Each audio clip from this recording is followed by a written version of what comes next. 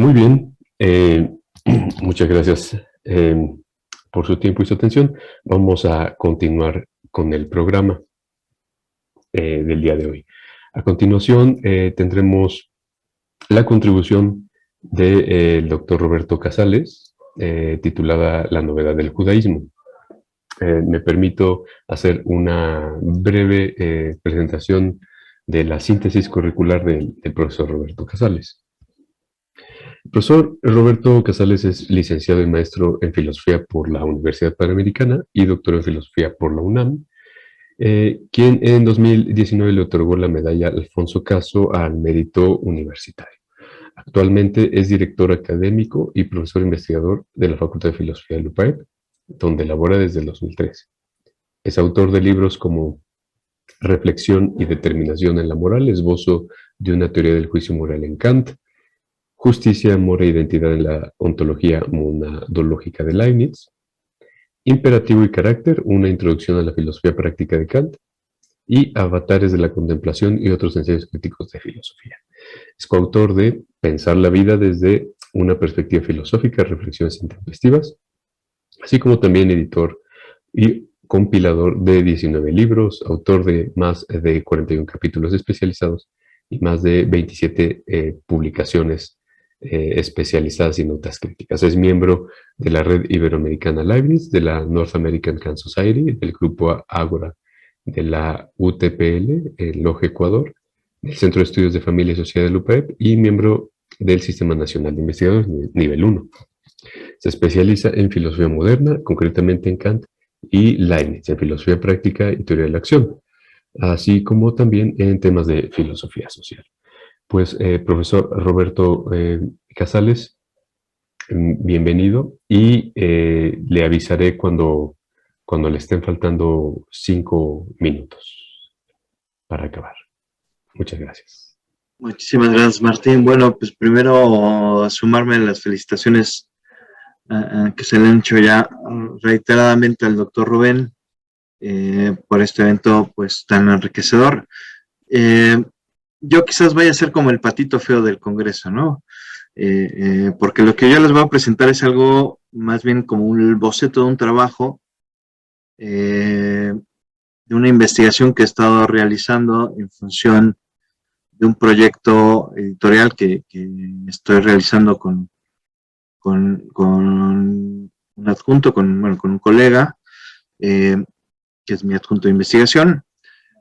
Y es realmente un proyecto que todavía le falta muchas cosas, entonces lo que van a ver es como una cosa que le falta todavía mucho trabajo de fondo, que me he ido encontrando mucho más literatura especializada, que se puede complementar de múltiples formas. De hecho, lo que yo les voy a presentar es solo una parte de lo que tenía previsto presentar, y eso ahorita se lo comentaba un colega, decía, bueno, el problema es que llegado a cierto punto me encontré con un problema,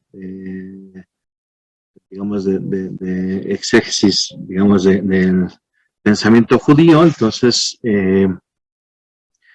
bueno, les platico un poco nada más para contextualizar a qué va el proyecto. El proyecto, o esta parte que voy a presentar, es un capítulo de lo que pretende ser como una especie de historia de la cultura, una historia filosófica de la cultura, por decirlo de alguna forma, porque, vaya, en principio que es un proyecto que responde a unos apuntes que yo fui elaborando desde hace ya más de 10 años, más de, pues yo qué será, desde el 2009, más o menos, ¿no? Que desde el 2009 empecé a dar la asignatura en la Universidad Panamericana de Historia de la Cultura.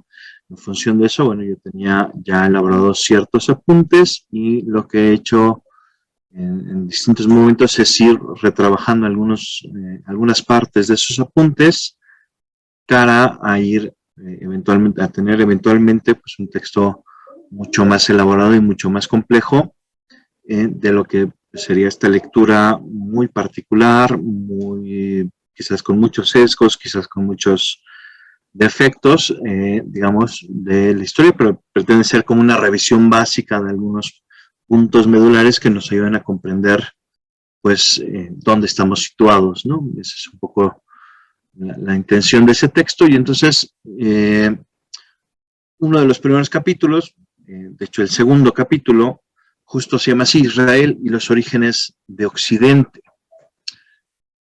Y es lo que yo les voy a empezar a leer. Les voy a leer una parte, después va a haber un momento donde más bien les voy a decir cuál era la idea de lo que seguía y qué problemas he ido encontrando con la investigación, sobre todo pues a la luz de algunos autores que he ido descubriendo en estos últimos días.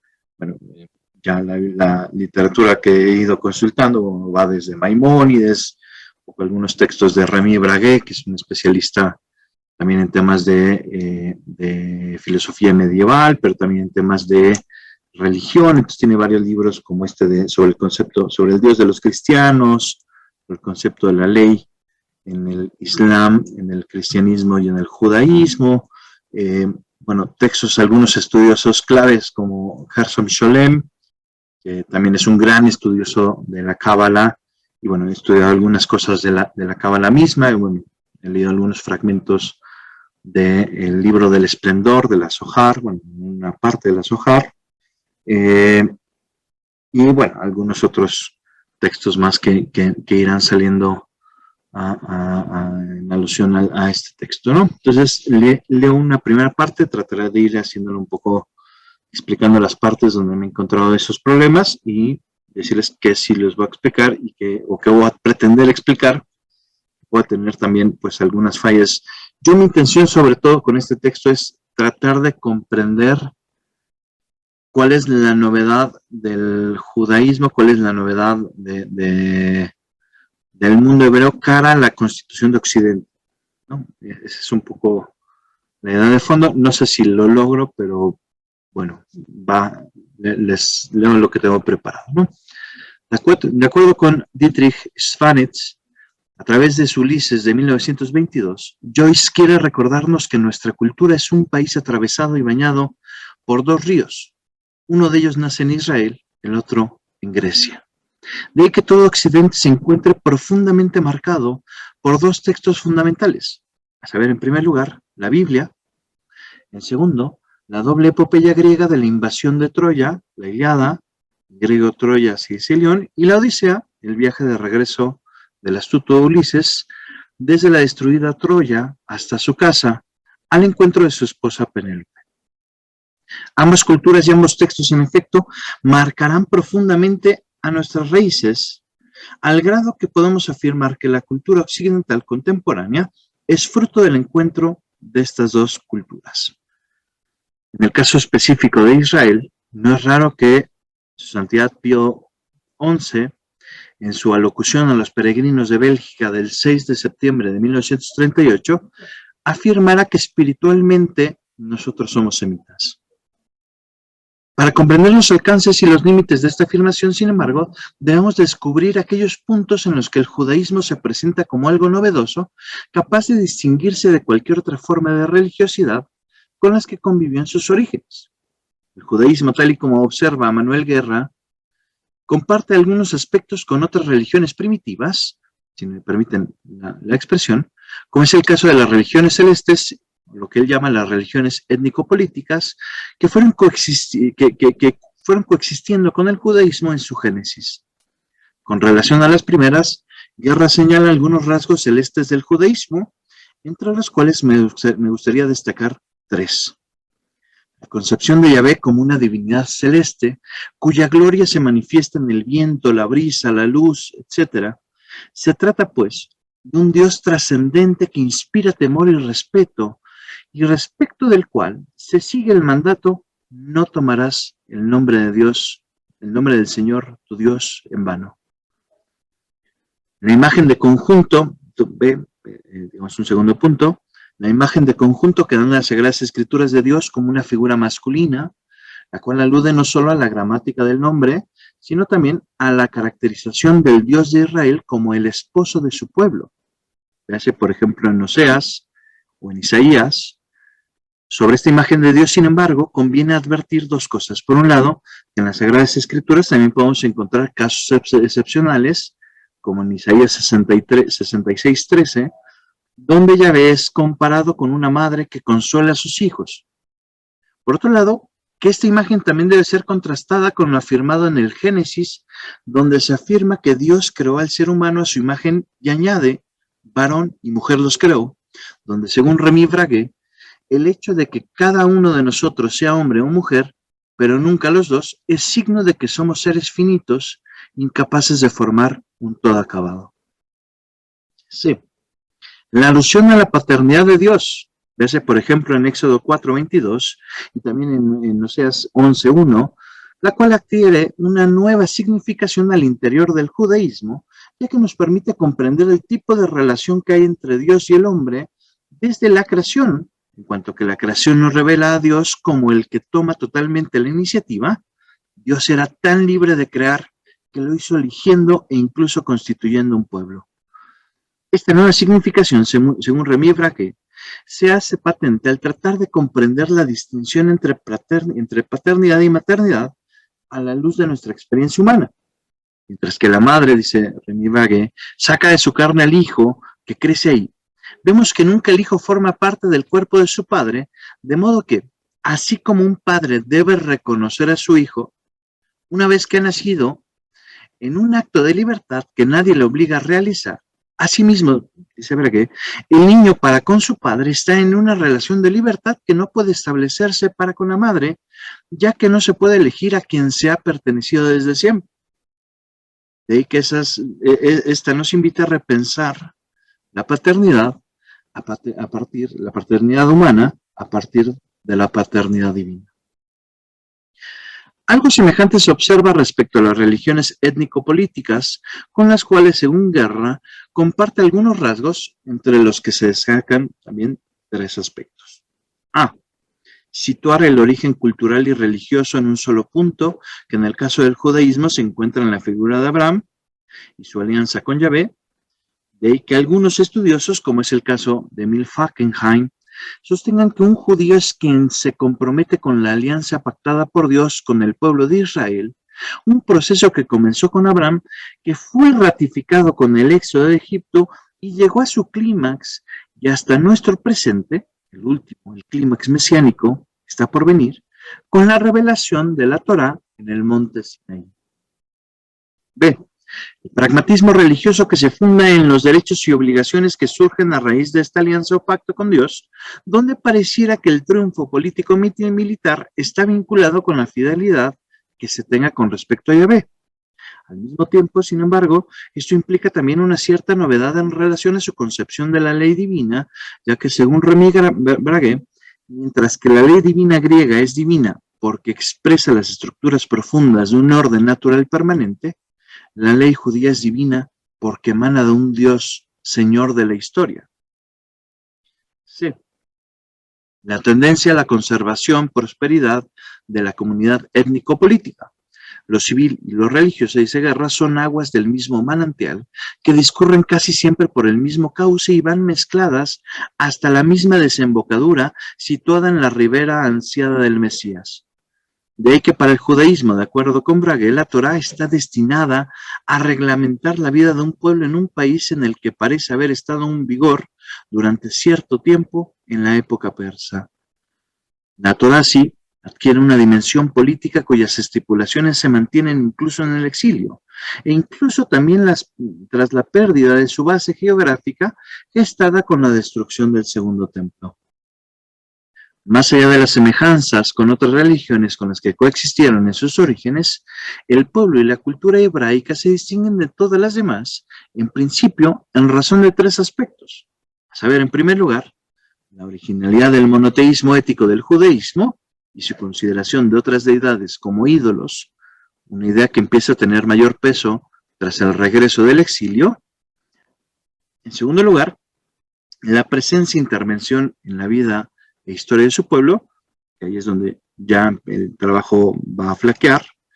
Y en tercer lugar, en su identidad como pueblo elegido, que esa parte que tengo algunos apuntes, ya no llegaré.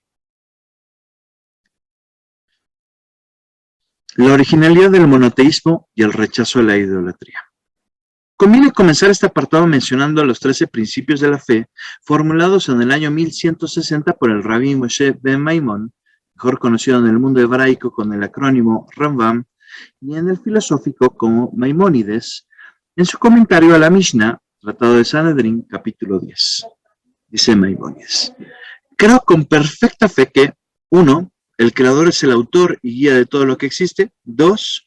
El creador es uno, su unidad se distingue de la unidad de cualquier otra cosa. Él es nuestro Dios y existe eternamente. 3.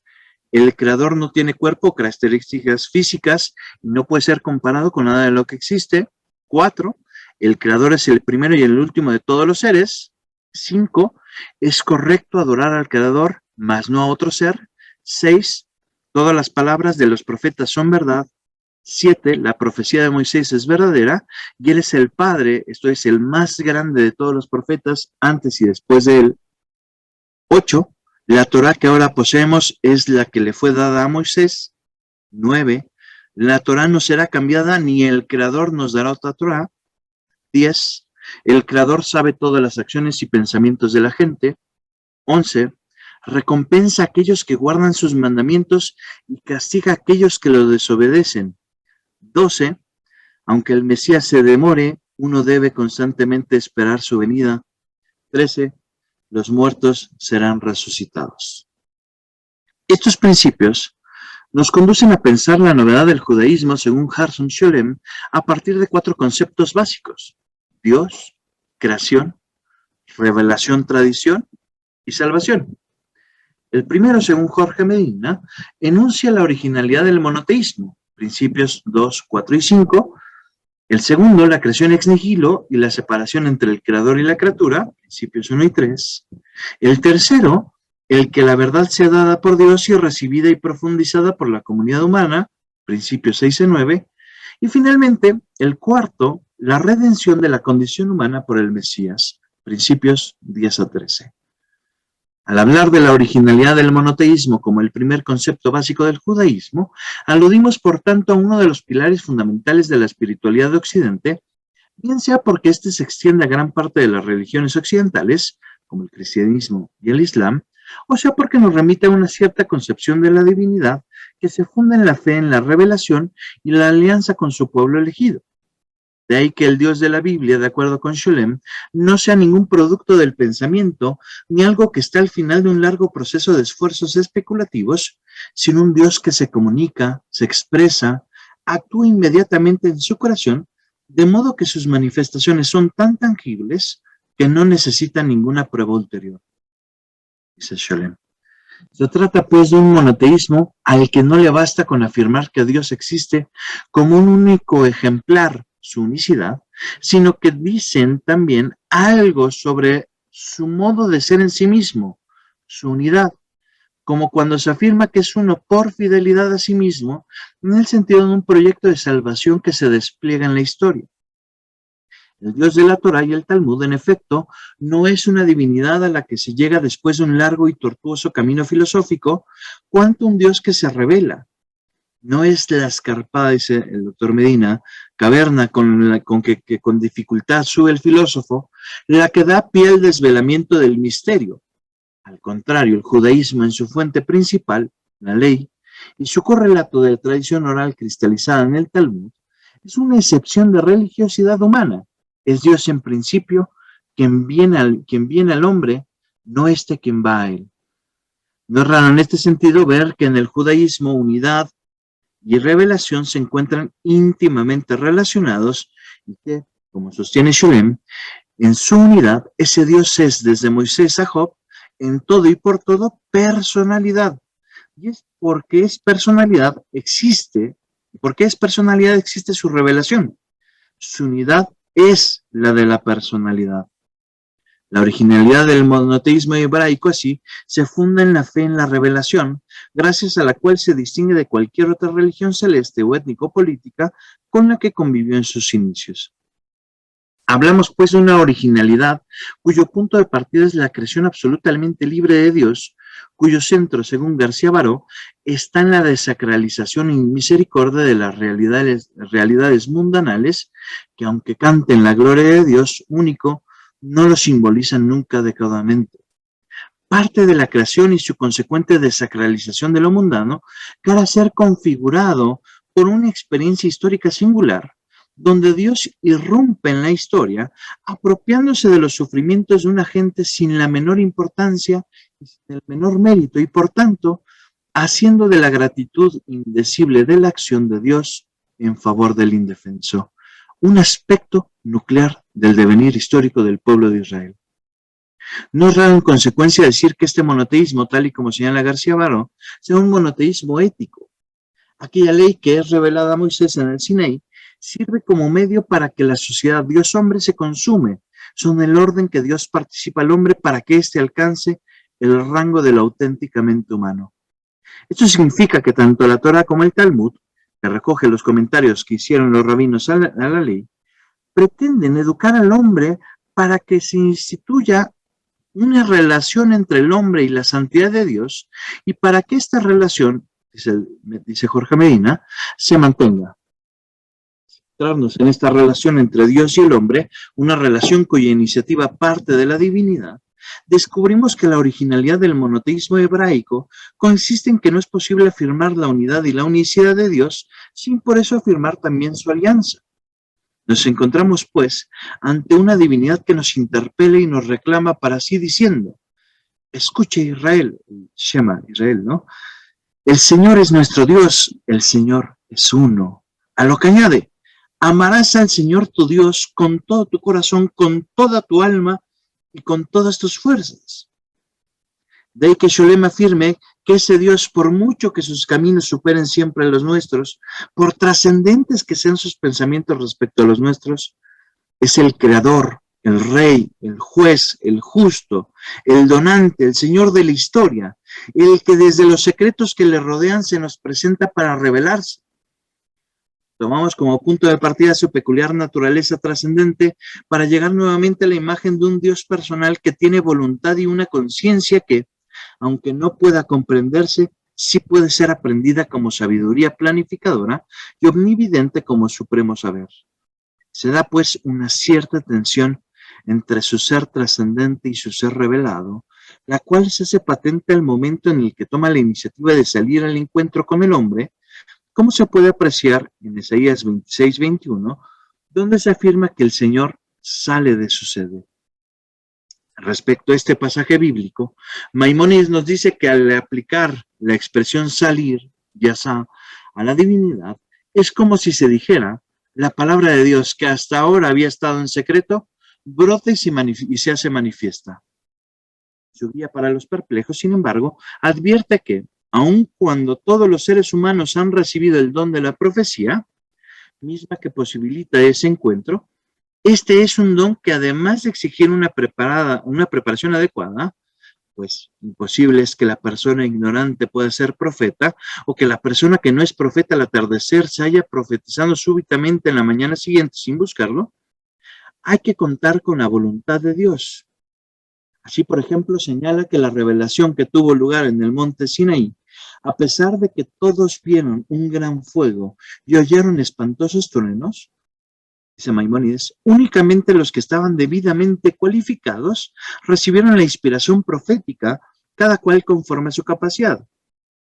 Respecto a la preparación adecuada, en el capítulo 7 sobre los principios del judaísmo, el Hilkot Yesodé HaTorah, Maimónides sostiene que aun cuando Dios concede profecía a los seres humanos, la profecía en cuestión no recae sino sobre un sabio de amplia sabiduría y fuerte en virtudes, una persona tal que su impulso al mal no logre vencerlo en ningún momento, y en cambio él venza con su entendimiento su impulso al mal de manera constante.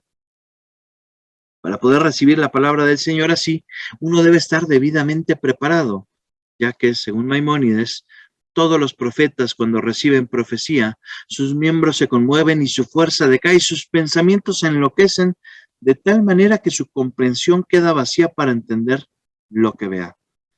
Más allá de los medios de los que se sirve la divinidad para transmitir su mensaje, prioritariamente a través de los sueños o de un sopor, como se ve, por ejemplo, en Números 12:6, Maimónides nos dice lo siguiente: puesto que la profecía es una emanación que el ser divino proyecta a través y por mediación del entendimiento activo, primeramente sobre la facultad racional del hombre y luego sobre su imaginación, y constituye el más alto grado de perfección humana, el profeta debe poseer ciertas cualidades, como tener pureza material en su cerebro, pasiones puras y equilibradas, deseos orientados hacia el conocimiento de las leyes y causas ocultas que operan en el universo, incluso poseer una facultad lógica bastante desarrollada, pues quien no ha desarrollado estos aspectos contemplan una extraña mezcla de cosas verdaderas e imaginadas. Queda claro por lo demás que el profeta por excelencia, quien logra el más alto grado de profecía, es Moisés. No en vano en el libro del esplendor, o Sefer HaZohar, un libro atribuido a Rabbi Shimon Bar Yochai, y que es uno de los textos fundamentales de la Cábala medieval, se distingue a Moisés de los demás profetas con las siguientes palabras. Moisés fue el más grande entre los profetas, quienes a su lado eran como lo que un simio o un hombre. Estos encaraban a un espejo sin reflejos, sin osar levantar la cabeza para mirar hacia arriba, tal y como está escrito: incliné mi rostro hacia el suelo y enmudecí. Las palabras que profetizaron no les fueron reveladas nunca públicamente. No así Moisés, el fiel profeta, quien se encargaba frente a un espejo que reflejaba luz, manteniendo la cabeza alta para ver bien, como quien dice a su compañero, levanta la cabeza y mirémonos cara a cara para que puedas comprender mejor mis palabras. Moisés alzaba la cabeza sin temor y contemplaba cara a cara el esplendor de la gloria suprema sin que se turbara su espíritu ni se alterara su semblante, como a los demás profetas que en sus visiones estaban fuera de sí, con el semblante alterado y en un estado de inconsciencia. No así Moisés, que contempló el mismo grado supremo sin que su éxtasis lo sacara de sus casillas y turbara su espíritu. Sirve de decir que el tema de la profecía es mucho más amplio de lo que se puede establecer aquí. Nos percatamos de que esta caracterización sitúa la originalidad del monoteísmo hebraico al interior de la tensión entre lo trascendente y lo revelado, donde la unidad y la unicidad de Dios se van revelando y ahondando de forma paulatina. Vemos en este sentido que la tesis central del monoteísmo, su unidad y su unicidad, es una tesis cuya significación no es radical en la génesis misma del judaísmo, como se puede apreciar en el Decálogo.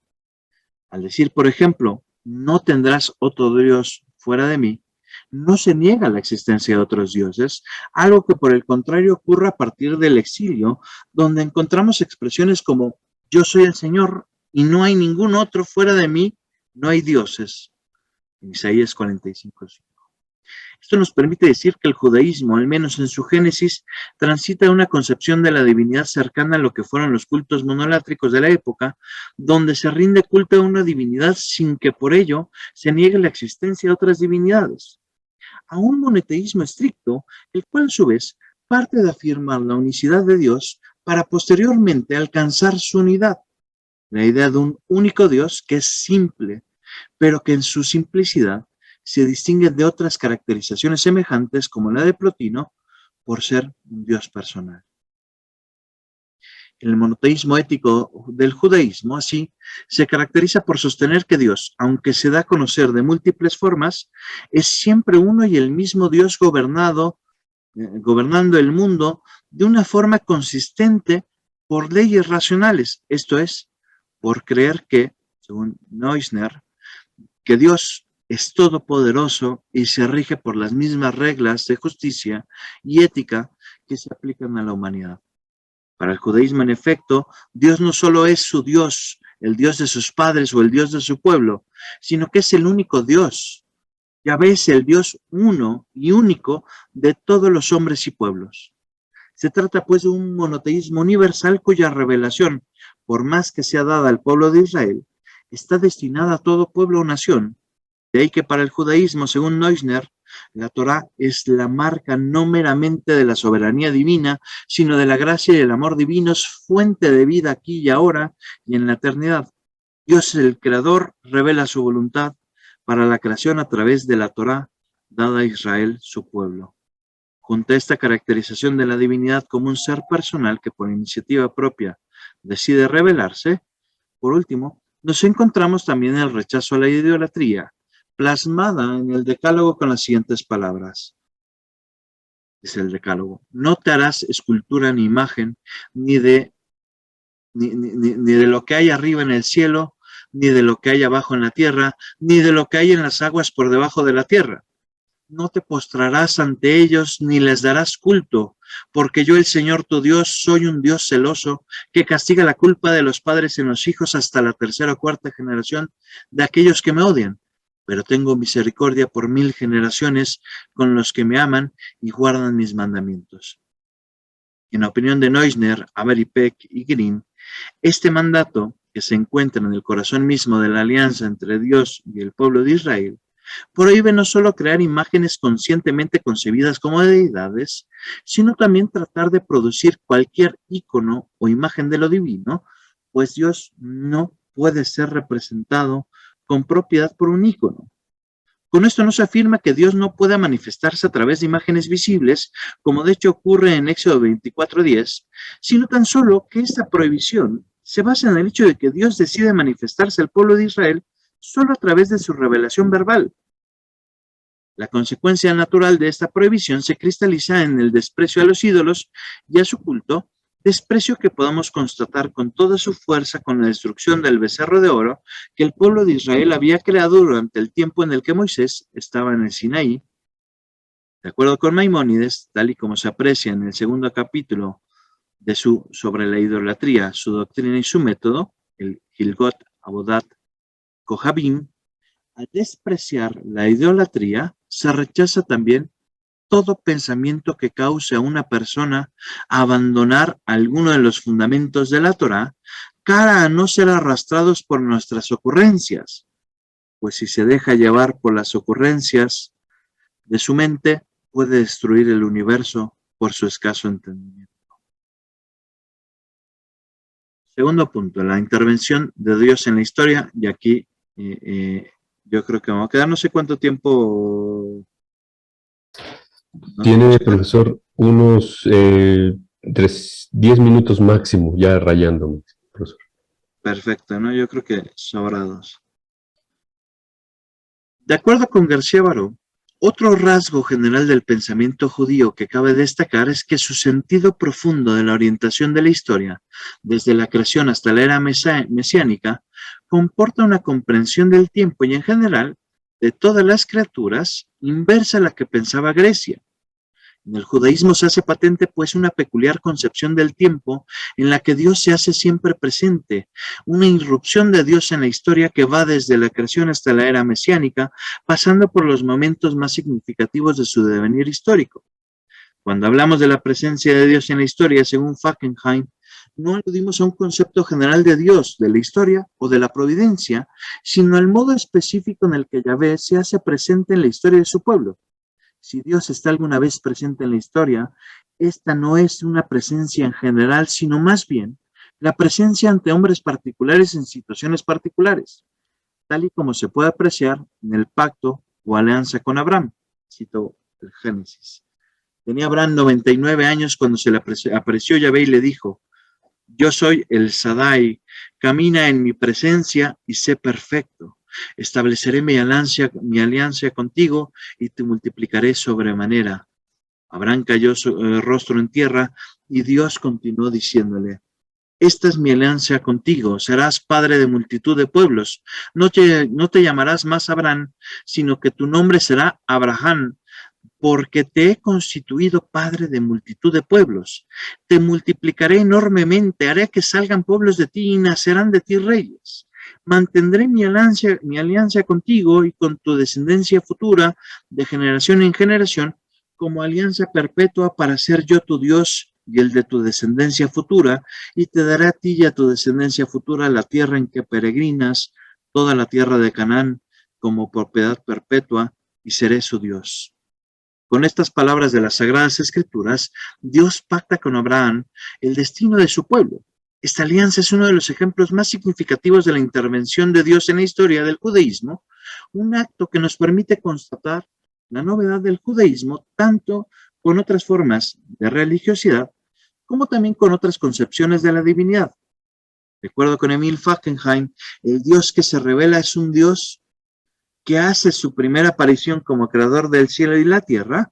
Él no solo crea la tierra mientras vive él mismo en el cielo, él, mejor dicho, crea, dice Fackenheim, crea el cielo tanto como lo hace con la tierra, y sin embargo, a pesar de estar infinitamente más allá del mundo y de la humanidad, que es parte del mismo, él crea al hombre y a él solo a su imagen y semejanza. No es un Dios pasivo o ajeno al devenir del mundo, sino un Dios que por iniciativa propia interviene en la historia. Yahvé no es un ser que toma distancia y se ausenta del mundo en razón de su peculiar constitución, cuanto un ser providente que cuida de su creación. No es raro en este sentido que Levinas, tratando de articular su caracterización del judaísmo, nos diga que el deseo humano de trascendencia se colma sintiendo la presencia de Dios a través de la relación con el hombre, relación ética que aparece en el judaísmo como relación excepcional. En ella, el contacto con un ser exterior, en lugar de comprometer la soberanía humana, la instituye y la inviste. Para el judaísmo, según Guerra, Yahvé está siempre presente entre su pueblo y sigue actuando en el mundo, sobre todo en la historia de su pueblo, Israel. Lo hace de modo directo.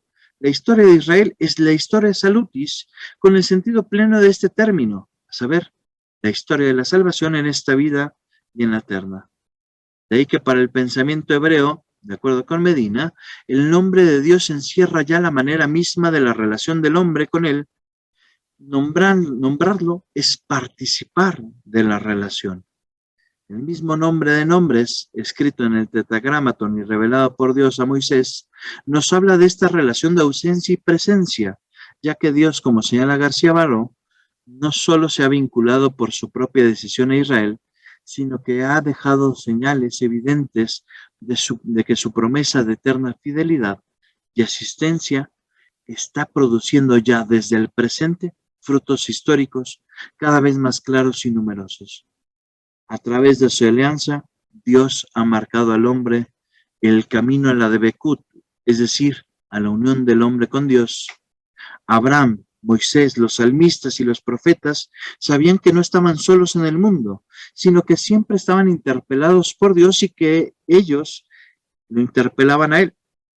La misión del pueblo judío sí está marcada fuertemente por la ley, donde la halaká o camino al Debekut no es solo un conocimiento de la ley, sino su cumplimiento. Aquí es donde empiezan un poco los problemas del texto, nada más les menciono un poco lo que quería hablar en el siguiente subapartado, digamos, de esta segunda parte, era sobre la concepción del tiempo en el judaísmo. Y es que, siguiendo un poco a Mercier Eliade, se da esta idea de que el tiempo en el judaísmo, al darle esa importancia a cada evento particular, tiene más bien una concepción lineal cara a ciertas concepciones cíclicas que predominaban en otras religiones primitivas.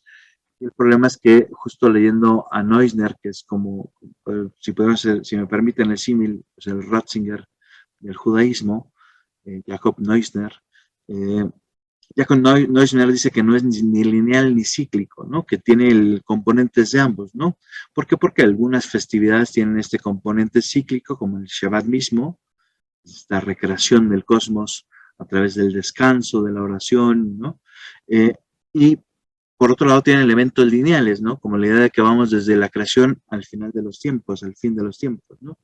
Entonces era un poco tratar de explicar eso, pero me encontré con estas dos lecturas al menos del judaísmo, y bueno, ahí hay una variante en la literatura que es bastante complicada de conciliar.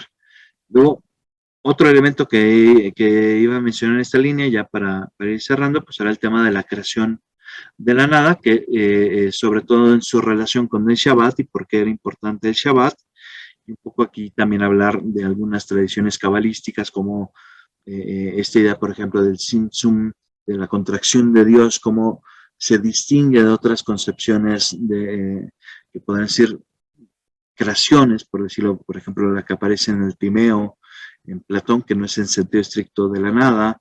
Entonces, cómo el judaísmo trata de explicar esta creación a partir de la nada, cómo trata de explicar este ex nihilo y qué papel juega esto en las distintas vertientes del judaísmo, esto del tohu babohu, como lo llaman en el judaísmo, eh, y, y hablar, bueno, también del tema del mesianismo, un poco como esto nos habla de esa intervención de Dios en la historia, al menos desde el pensamiento judío, y la tensión que hay, por ejemplo, en el judaísmo entre la acción de Dios y la libertad humana, ¿no?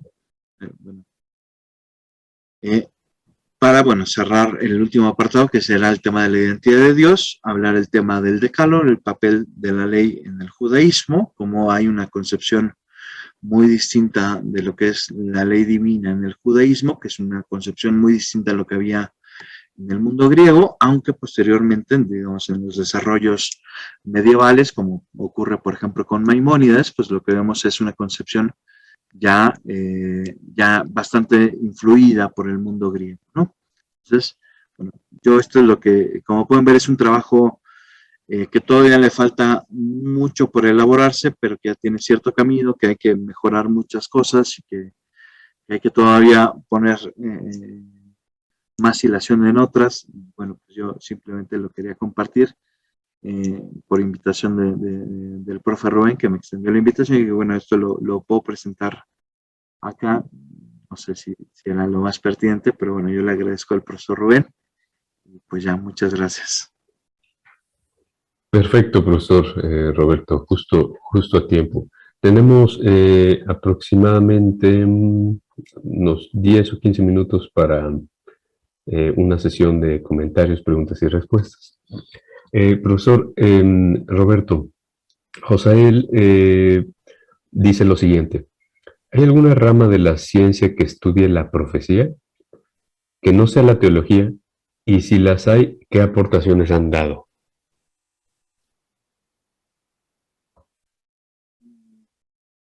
José, no te sabría decir con total exactitud.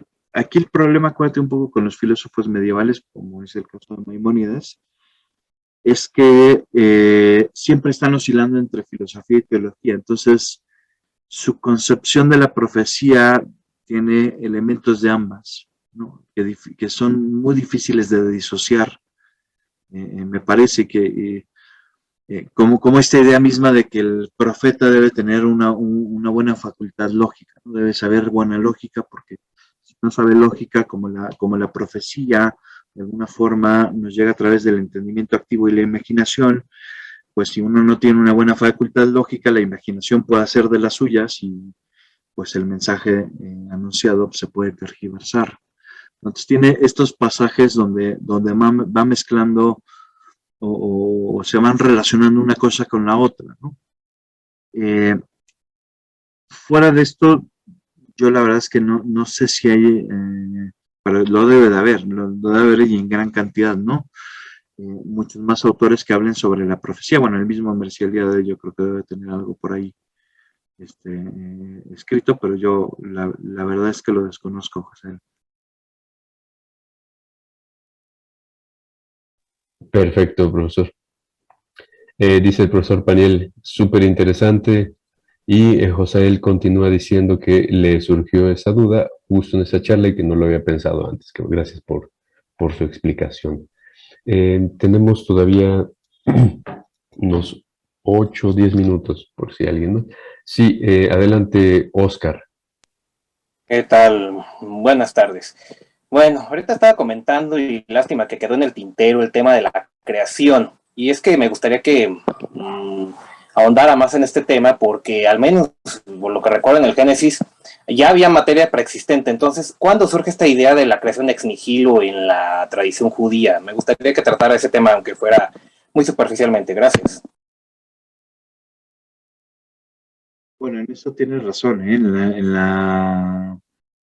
en la Biblia no da a entender la idea del ex nihilo, al menos no de manera explícita, ¿no? Más bien es un desarrollo posterior. Y esto lo tiene muy bien estudiado Gershom Scholem, porque es un desarrollo posterior que hace sentido, digamos, con digamos, el resto de la tradición, el pensamiento hebraico, ¿no? O sea, no es nada más una tesis que se les ocurre así de la nada, sino que hace sentido con la misma concepción de las escrituras, y esto, por ejemplo, en la misma tradición cabalística, bueno, va a tener mucho, le van a dar mucho vuelo el hilacha, ¿no? Por ejemplo, hay algunas concepciones cabalísticas donde, tratando de explicar la creación ex nihilo a partir de la idea de la contracción de Dios, lo que hacen es hacer una especie de analogía con el lenguaje, ¿no? Y dicen, bueno, ¿cómo va creando Dios, no? Bueno, Dios en sentido estricto va creando a través de la palabra, ¿no? El Génesis es en eso muy peculiar, ¿no? Y dice, sepárese la luz de las tinieblas, ¿no? Y se separa la luz de las tinieblas, y es decir, a través de la palabra Dios va creando. Y es muy curioso porque aquí, digamos, esta tradición cabalística, al menos esta vertiente de la tradición cabalística, aprovecha el tema del séptimo día, ¿no? Porque decimos que son 7 días de la creación si en el séptimo día descansa? Y esta tradición dice, no, porque el séptimo día es el fundamental. ¿Por qué? Porque el séptimo día, si Dios va creando todos los días a través del habla, el séptimo día lo que hace es callar, y callando lo que hace es dejar al otro ser. Es decir, digamos, esta tradición cabalística trata de explicar esa contracción de Dios, ese dejar espacio a la creación para que la creación sea, ¿no? Callando Dios en el séptimo día, deja a la creación ser.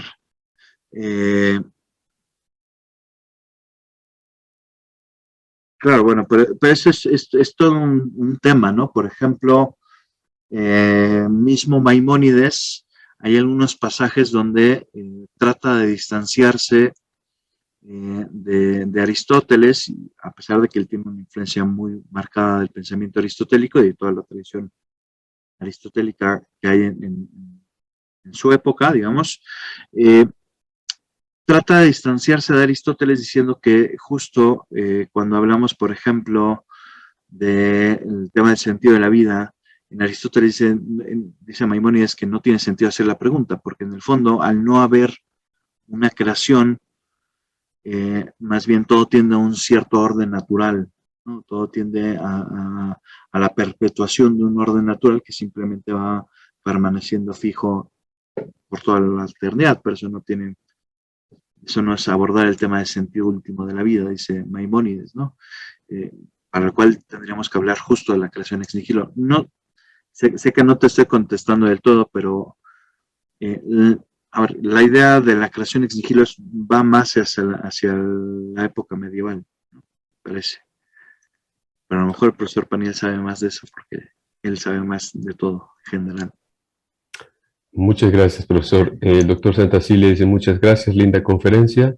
Y ahora le damos la palabra al profesor Paniel. Adelante, profesor Paniel. Gracias, profesor Robert. Yo quería hacer un comentario muy sencillo a dos de las preguntas. Una, justo el tema del ex nihilo, y otro, el de la profecía que nos preguntaba, creo que era Humberto. No, Josael. Bueno, perdón, pero sí, solo comentar dos detallitos muy interesantes. Una es el judaísmo, digamos, postrabínico, a partir de la caída, digamos, del templo de Jerusalén, ¿no? El judaísmo contemporáneo tiene su raíz en el famoso llamado Concilio de Yamni, ¿no? Entonces, el judaísmo contemporáneo es sinagogocéntrico, mientras que el judaísmo y el mundo hebreo, en el que surgieron las escrituras, pues es un mundo con otras categorías cultuales, por ejemplo, ¿no? Como sacerdotales. Entonces, es interesante, por ejemplo, bueno, como alguien mencionaba, creo que era uno de los participantes, Josael, Oscar, perdón, sobre el Génesis. Bueno, el Génesis, por ejemplo, no tiene una sola historia de la creación, tiene dos. Y según los exegetas, pues una es la tradición yavista y otra es la tradición eloísta. Además, habría una tradición deuteronomista y sacerdotal. Bueno, ¿y por qué esto es relevante? Porque en el texto bíblico del Génesis no va a decir ex nihilo, pero es compatible. Y esto es una de las fuertes como convicciones de Maimónides, ¿no? Maimónides, por ejemplo, es un gran lector de Aristóteles. Escribe su famosa guía de los perplejos, justamente aplicando a Aristóteles al tema de la creación, como tú lo sabes, profe Roberto.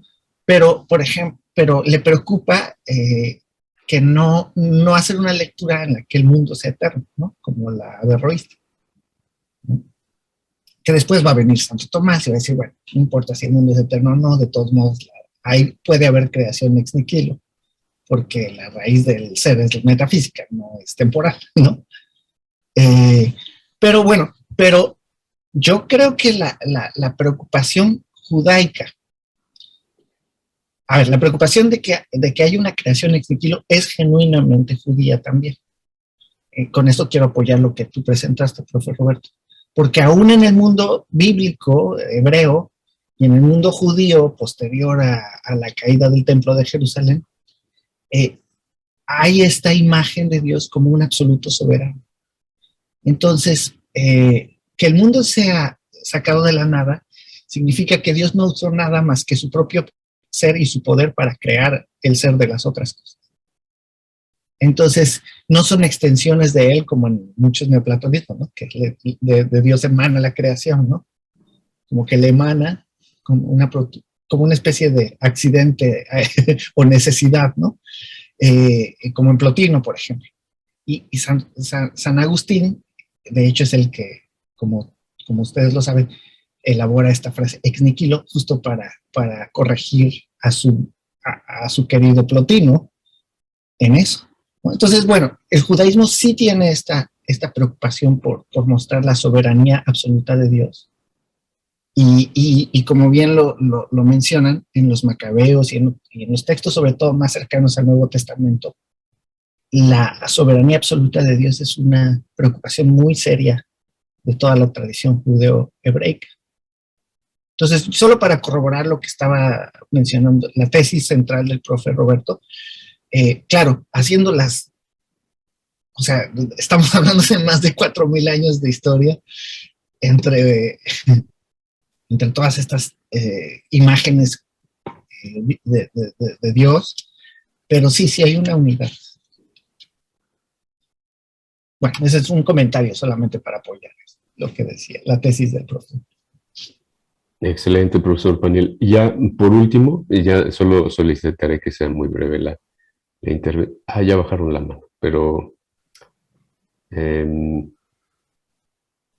bueno, había una mano levantada, pero creo que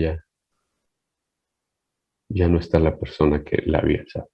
Pues, si no hay ninguna intervención más, por razones del tiempo, para preparar también la siguiente presentación, profesor Roberto Casal, le agradecemos mucho, y a nombre del profesor Rubén, le haremos llegar también una constancia por esta maravillosa presentación. Muchísimas gracias, y a continuación tenemos la última mesa, la última exposición, parece. Muchas gracias, profesor Roberto.